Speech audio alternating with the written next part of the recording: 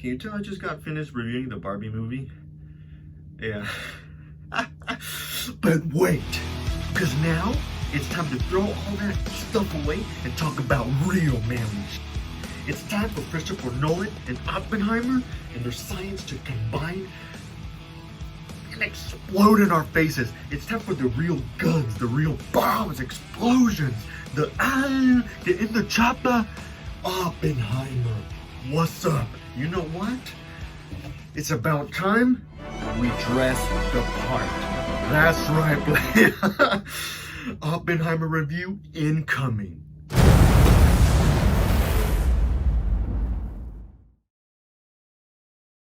God damn, you thought that was it? We gotta dress just as fancy as they were in the movie. Oh, Lord. Here's what I think of Christopher Nolan. Great filmmaker, great action, great movies. But as a normal human being, I look at his movies and I see The Prestige, which is about two magicians that, let's say, go a bit over the top with magic and start cloning themselves with certain kind of devices. And then Inception, which is Inception. And then we have Interstellar, which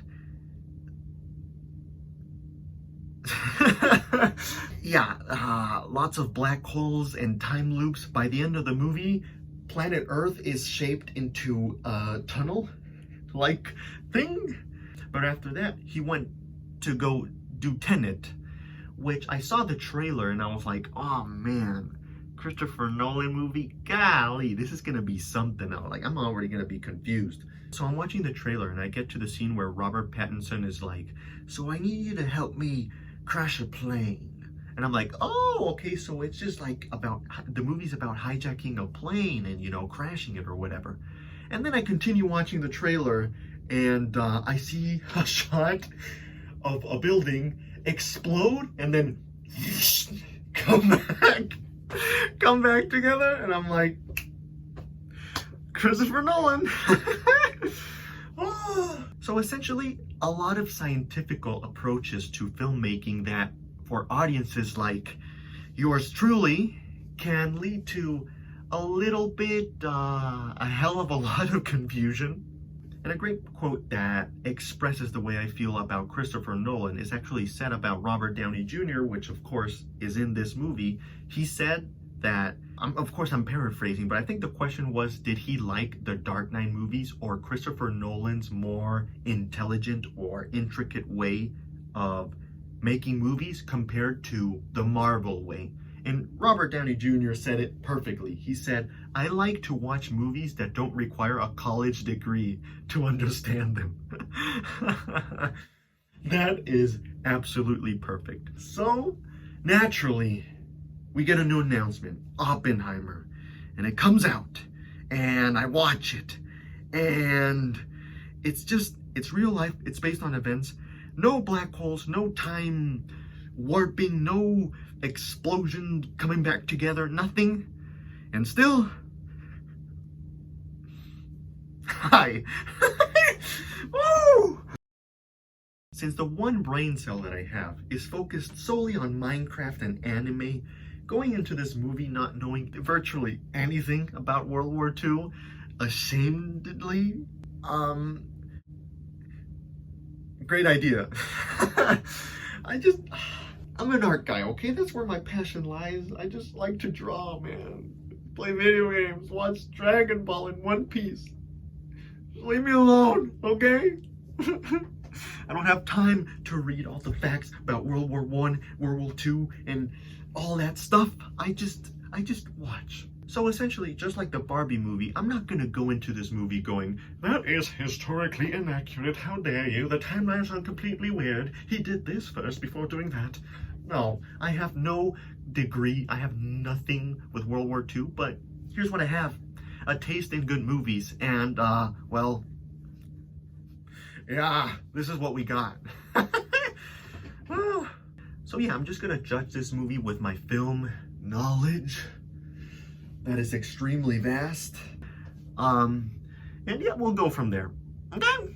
So anyway, I already spoke about Christopher Nolan. Now let's get, of course, to the acting. This movie starts Cillian Murphy, I think that's how you pronounce him, and Robert Downey Jr., as long as any other actor ever. When they were doing the sign-up sheet, they just announced who wants to do the next Christopher Nolan, even if you just get 30 seconds of screen time.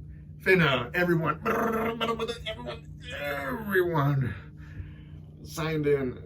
Yeah, so anyway, Cillian Murphy, as usual, the Peaky Blinders, the main bloke himself, always proving, you know, he is truly like one of those heavy hitters in the industry right now. He's like Daniel Day-Lewis, you know, and Gary Oldman, that doesn't do very elaborate roles, but whenever he does, fantastic, no matter what he's doing. And of course, he's essentially Christopher Nolan's favorite actor to work with. He's in, I would say, 80% of his movies, but he's usually put as a side character most of the time, so it's really nice finally getting to see him stand up and get the lead, you know, and of course he rocked it.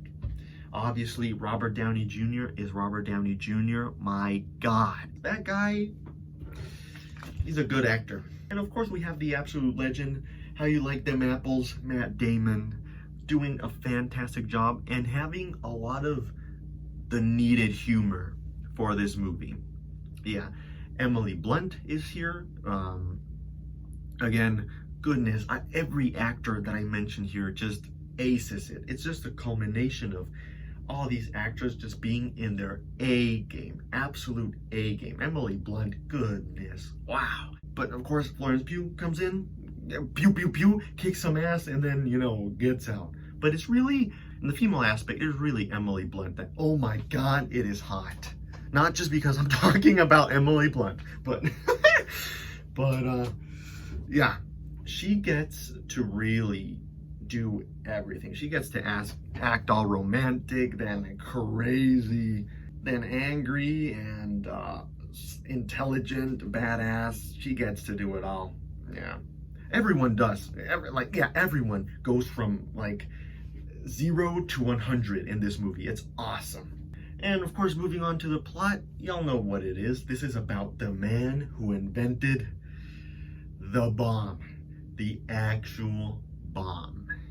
So it's just essentially the events that led to all of that, and how World War II, how the several influences led to there being a competition to, you know, wanting to release and to make that bomb and blow it up as fast as possible. And Christopher Nolan does a fantastic job of creating tension all throughout the movie.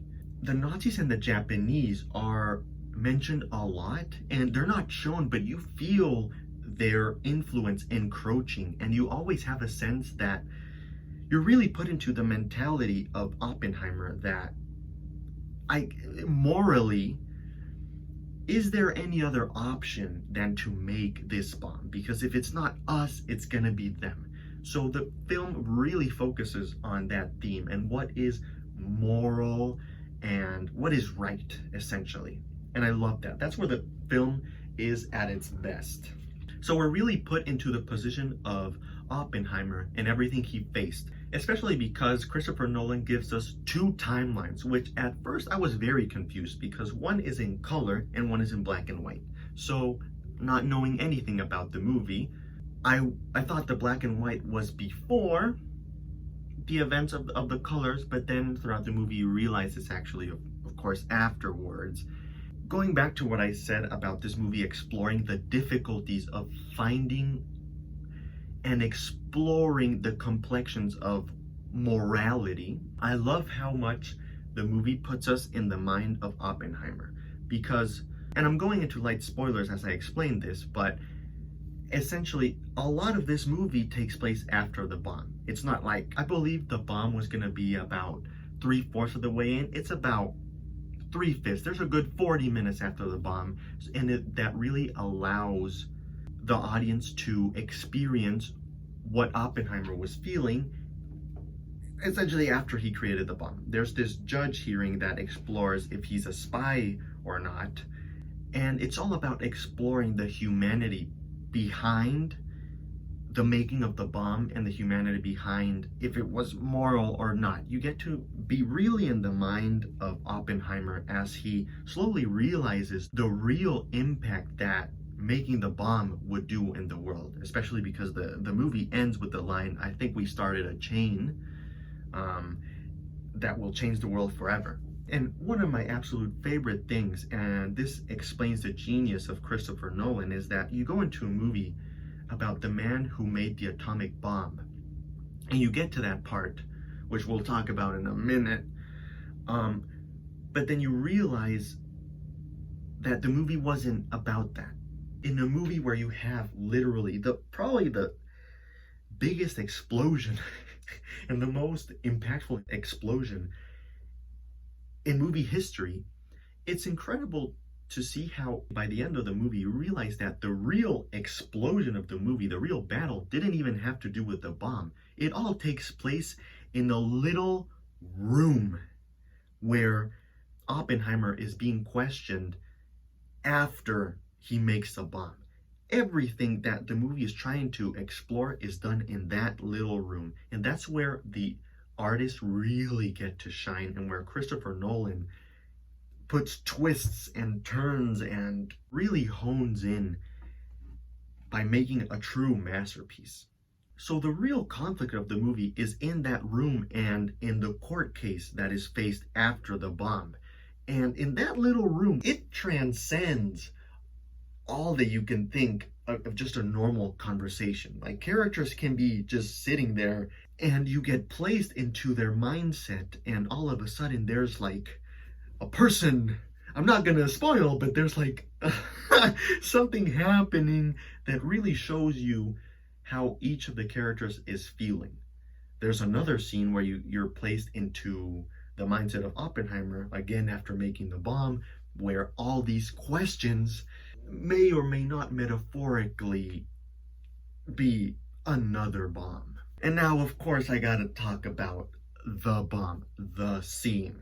Goodness, there was a lot of build-up for this scene. Not only did Christopher Nolan, I think he said that you would feel the bomb.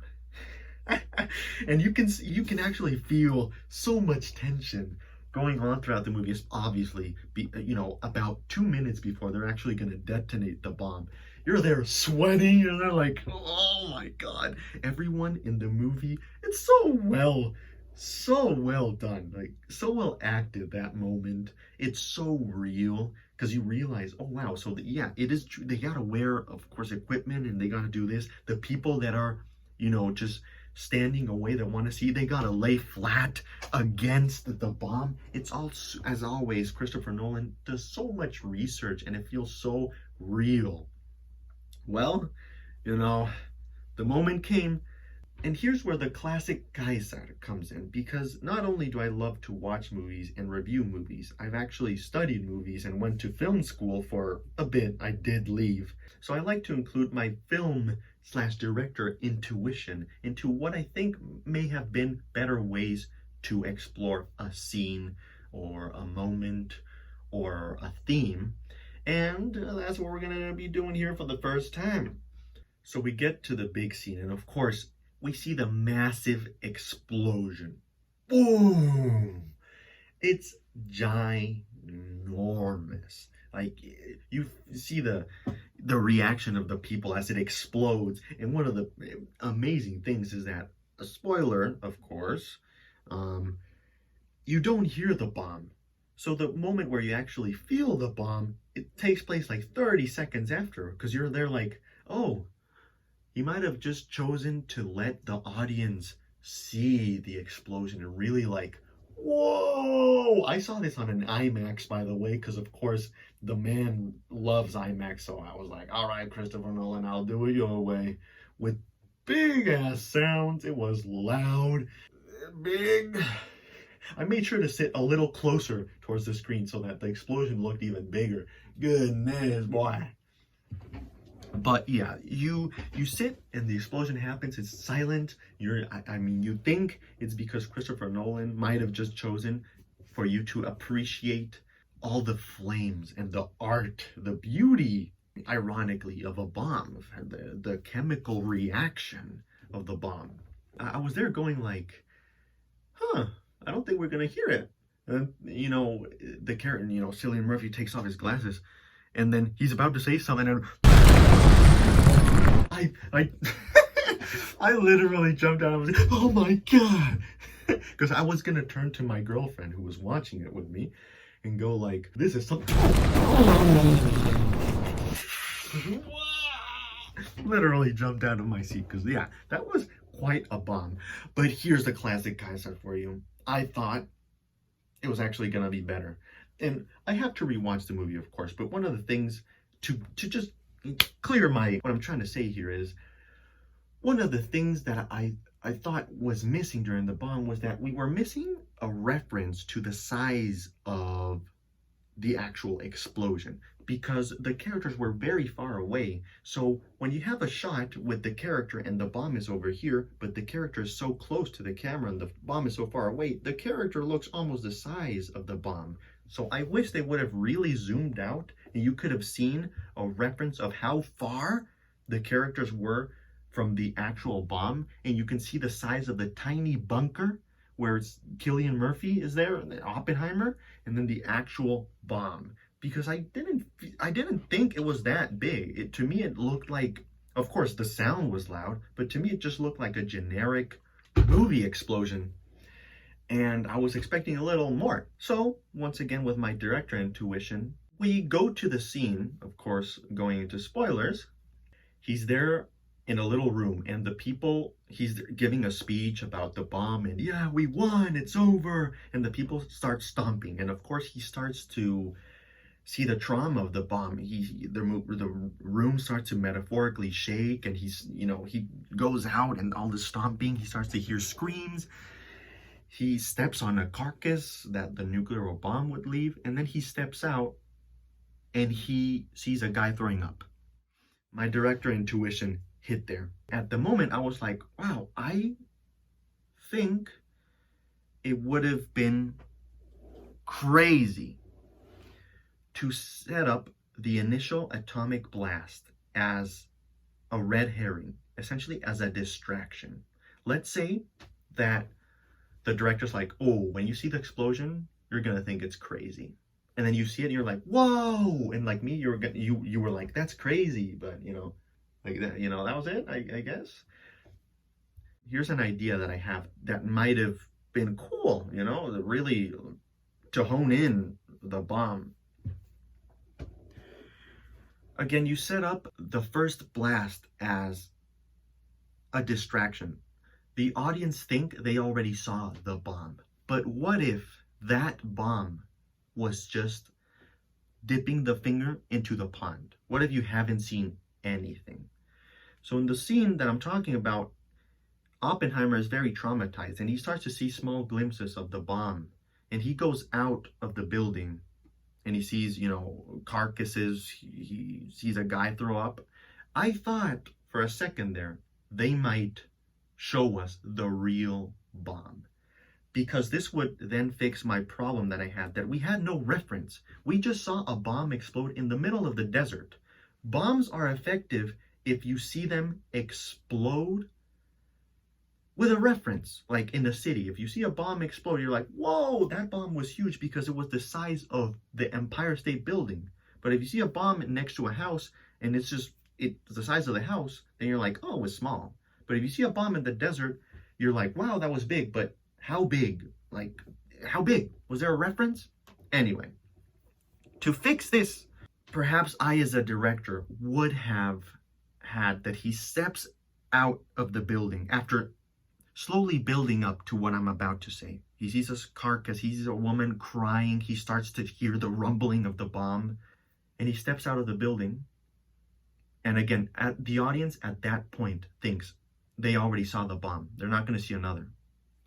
I think as a director, I would have made another metaphorical one, because after that Hiroshima happens. So he steps out of that building and we see him walk towards the, there's a shot where he's walking, where it's like we're moving with him. What if as he's walking, instead of watching the guy throw up at the side of the street, as he's walking, all of a sudden, in a snap second, the background and his location metaphorically changes to a city amidst the nuclear blast.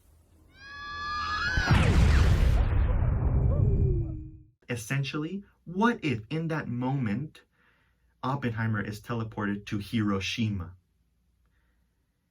And not only would the audience, like in a snap second, he's just walking, he's there at night, crickets are, chirping, and it's like, bam! We just hear the loud noise. The background turns orange. We see he's walking throughout the cities, of course being undamaged because we're in his mind, but we're in the mind of Oppenheimer thinking, I wonder how the people in Hiroshima felt. Like as the bomb was dropping and as they heard the bomb and as they, within seconds realized they were going to die. What if we place him in that literal scene? We make him walk Hiroshima as his creation, his bomb explodes. We give him a taste of his own medicine. So not only would you have a bigger explosion because you would feel it more. He's walking, you see buildings collapse, like blast and fall down. You see people running through the streets and them become incinerated. You see bones, all the yells. So much more impactful.